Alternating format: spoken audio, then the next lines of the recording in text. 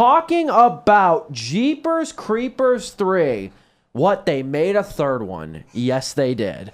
It is astonishing how few people know about this, okay? And I say this after just attending a sold-out show, one-night show tonight. So I'm going to break it down for you, not only my thoughts on this, but kind of the unconventional release pattern of this film, okay? So first off, again, it was originally planned as a one-night-only showing on September 26th, yesterday, technically. So at 7 o'clock. There will be another showing on October 4th. So if you really want to go see it, check your local AMCs, check your local Cinemarks. It's showing October 4th, okay? I just found out about the second screening today, or yesterday. I didn't know that. So I saw it today, bought tickets a couple weeks ago and stuff like that.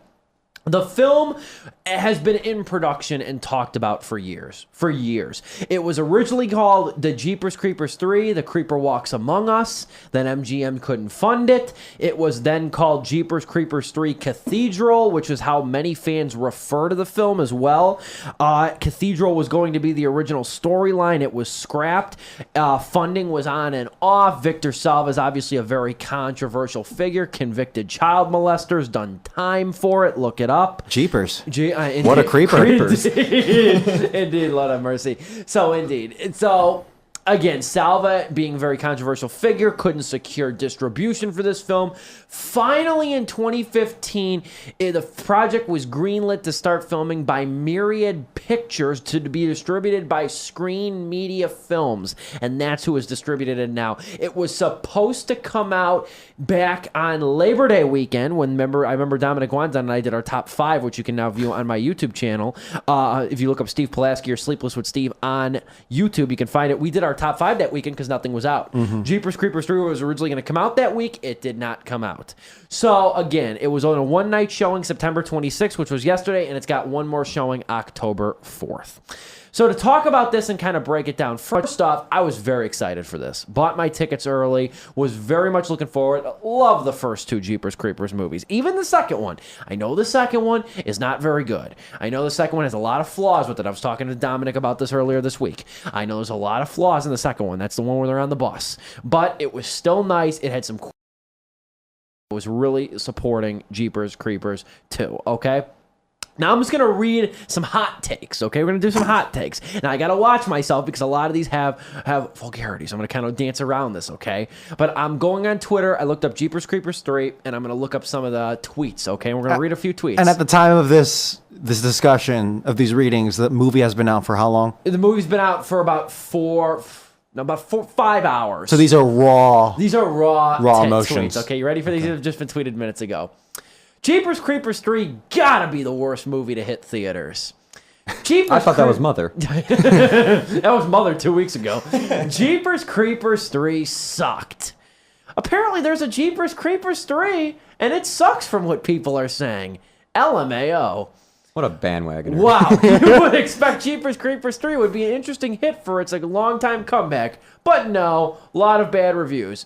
I can't watch Jeepers Creepers 3 because Victor Salva is some words I can't say on air. Jeepers Creepers 3 was whack. Rated 3 stars. Now, in this show, that would actually be a pretty good movie. I think he's 3 saying 3 stars? stars out of 10. The same rating I think he's saying 3 stars out of 10. Yeah. Indeed. Damn, was Jeepers Creepers 3 really that bad? Jeepers Creepers 3 is literally the stupidest movie I have ever seen. And finally, man, I'm just waiting for Jeepers Creepers 3 to come on Fire Stick. There's your hot takes on Jeepers Creepers 3. And I'm just going to say this right now. I wasn't purposefully cherry-picking the bad ones. I was going through a scroll. I didn't find a single good one in the scroll that I just did on Twitter. So this has been a pretty... I feel like making one just to help the film. Just to help it a little bit. You almost feel a little bit bad for it, okay? So, Jeepers Creepers 3. The only returning member, aside from Gina Phillips in a cameo appearance, is Jonathan Breck, who returns as the Creeper. And it's got to be said right off the bat, Breck is great. Physical actor, great emotion, raw tension, great presence, has a lot of fun in this movie. And it was funny because I went to a sold-out show. This movie was so packed, okay, today when I saw it this evening. There were people sitting on the stairs. And I've never seen a movie theater that packed before. That's awesome. I would love, actually really cool. I would love to be in one of those situations. I think the last time I've seen one so packed was, I think, the very first Avengers movie, when everyone was there all hyped up for the release. You wouldn't want to be the person sitting on the stairs, but you'd like to experience something like that. For me, it's Dark Knight Rises, where people showed up like 8 hours before the movie was out, and they were like bringing board games into the movie theater just to like wait it out. Just to wait it out, yeah. Because I got there, I'll tell you right now, I got there movie started at 7. I got there at about 6:30, and I walked in, and I already couldn't get my end seat that I always want. I couldn't get my end seat. It was already packed. And I mean, I was sitting elbow. I've never been in a movie theater where I've been sitting, believe it or not, for how often I've gone to the movies, I've never been in a movie theater where I have to sit next to two people I don't know on either side of me. Never happened before until today. Okay? So this was a packed showing. At least people are getting out to see it. I didn't know how well word would travel because this thing was not advertised very well. This thing was very low key. If you weren't on the internet and you weren't kind of keeping an ear open for Jeepers Creepers, which who is now 14 years after the second one, you didn't know. And it was funny because after the movie ended, everybody got up to leave. I was in the theater with about 10 people then, and I knew what was coming. I'm watching everybody leave. It's like, man, everybody can't wait to get out and get on their phones and everything. They had a Q&A with Jonathan Breck for about 10 minutes after the movie. Oh. What? He was there? He wasn't there, no. Okay. It was a recorded thing. It was a pre-recorded thing. But it was still cool. And I'm like, man, people are dumb. You know what I mean? But anyway. It's kind of like how Mother got that cinema score, right? Yeah. They're handing out cards because it's like fans just as it says, not viewers watch, right? Just as it says, like with Mother, Viewers directed watch, by viewers score. Darren Aronofsky on the screen. They're handing out cards. It's like, well, you didn't even give me time to digest. So anyway, Jeepers Creepers 3, what's it about, okay? It's funny. This movie doesn't really have too much of a plot. It's a lot of characters that kind of lack cohesion in a weird way. It basically focuses on the Brandon clan in the movie. It's led by the unstable matriarch played by Meg Foster, who's living with her granddaughter Addie, played by Gabrielle Haw. And the film revolves around these two in the wake of Meg Foster's character, the death of Meg Foster character's son, and by the hand of the creeper. Okay, literally the severed hand of the creeper. So the movie basically revolves around those characters loosely. It also it revolves around two police officers played by Brandon Smith and Stan Shaw. Stan Shaw was also in one of my favorite war movies of all time, The Boys in Company C, back in 1974, where he was actually playing a recent person in the Vietnam draft. Awesome to see him now older and still doing stuff. So it focuses also on these two officers that are kind of just roaming around this hick town and stuff like that. And then, of course, there's the Creeper, who, if you forgot, because it's been so long since the last one, the Creeper comes back and basically feasts every 23 years for 23 days on new victims. His limbs, including his head, are regenerated by consuming humans. And he's lived forever. He's got wings. He's got these big hulking wings. He disguises as a scarecrow. That's kind of the movie. He has an arsenal of weapons, everything from throwing stars to an ancient dagger to a battle axe. He's got a black cloak, green reptilian skin. You know what I mean? He's actually a really cool character. And a really cool character. You guys remember him from the he's an iconic horror movie monster. I love him. I think he's an awesome character. I love the kind of like scenes of him in the trench coat and everything. I think he's a great looking monster. I would just say like him like on like the Scarecrow is just like an iconic shot for like horror movie fans. I think so. I love it. So overall, though, there's a lot of attention paid to the mythology in this movie of the Creeper character. Now, here's the paradoxical part about that. There's a line at the end of the movie where one character says, the Creeper comes back every 23 years to eat. That's all we know. And it's funny how that line is relevant because you know what? For as much time as everybody spends talking about the Creeper, having conversations about them, what's his motivations, what's its motivations, what's it doing, how does it feast, where does it go? There's not a lot learned about this character. There's too much spotty information, inconclusive information that Victor Salva, who wrote the film, chooses to reveal to us. There's also never really a setting or a real like main character to focus on in this movie. It meanders a lot. And this is why I wish they would have used the Cathedral script that they scrapped. It was originally going to be Jeepers Creepers 3 Cathedral, like I mentioned before.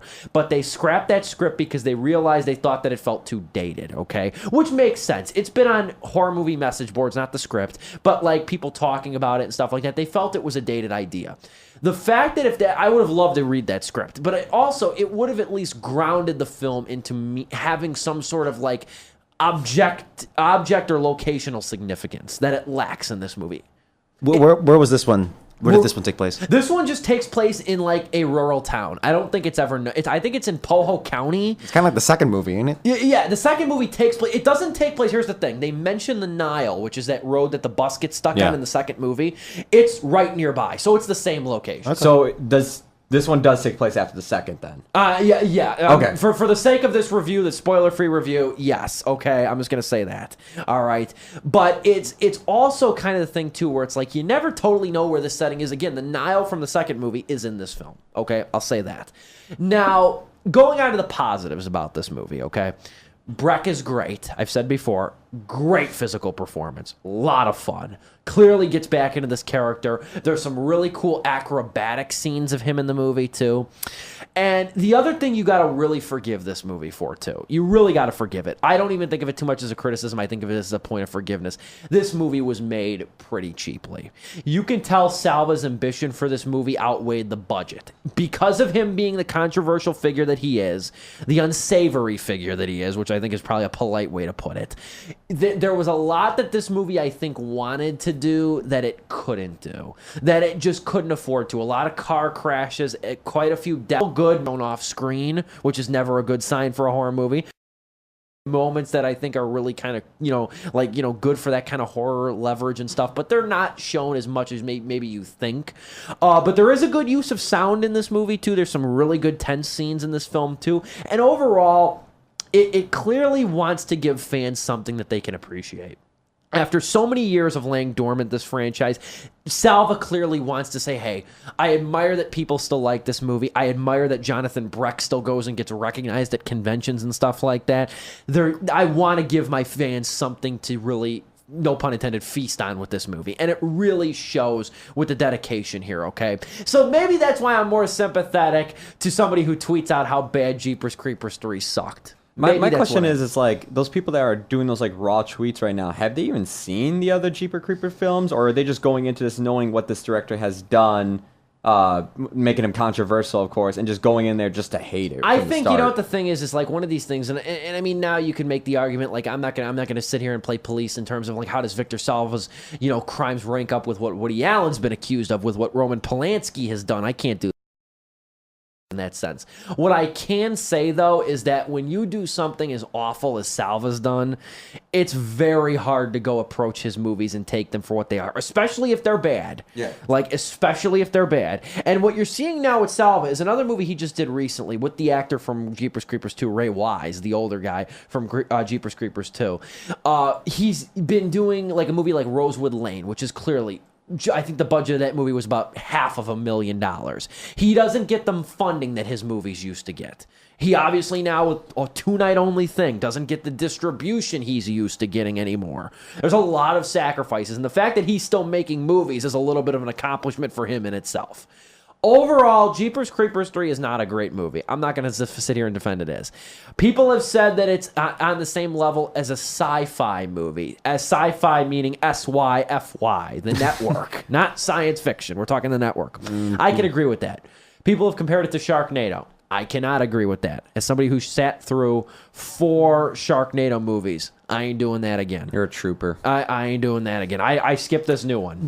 Did you watch the Sharknado movies on a level that was with Sharknado, or did you actually go into it? I don't know. What did you? I adjusted my expectations for the cheesy kind of B movie it was supposed to be, and it failed at that. Even in my opinion. Okay. That's a movie that wants to be dumb for the sake of being dumb. I don't buy that. I feel like that's what like most of the Sharknado sequels have become. Basically. That's exactly right. Was the first one? It was kind of dumb, but it was like also playing it kind of serious. So it kind of worked. I don't even want to get into that. So does Jeepers Creepers meet that B level cheesiness? In a way. And the other thing is, too, is there's some I didn't mention this yet, there's some very suspect acting here. I'm not going to lie, like Stan Shaw and Brandon Smith, who play the cops, like, there's some facial expression things going on there that, like, did not kind of fit. There's some very, like, unintentional comedy here. But all through that, as somebody like me, big fan of the franchise, one of the first horror movies I watched was the original and the sequel. I liked it enough where I'm going to say, you know what, check it out, give it a chance, understand the budgetary constraints, understand the production constraints as well. I really wish, though, they would have used the cathedral narrative in the film that they were originally planning, because just the name Cathedral, that's an awesome name. That's an awesome setting.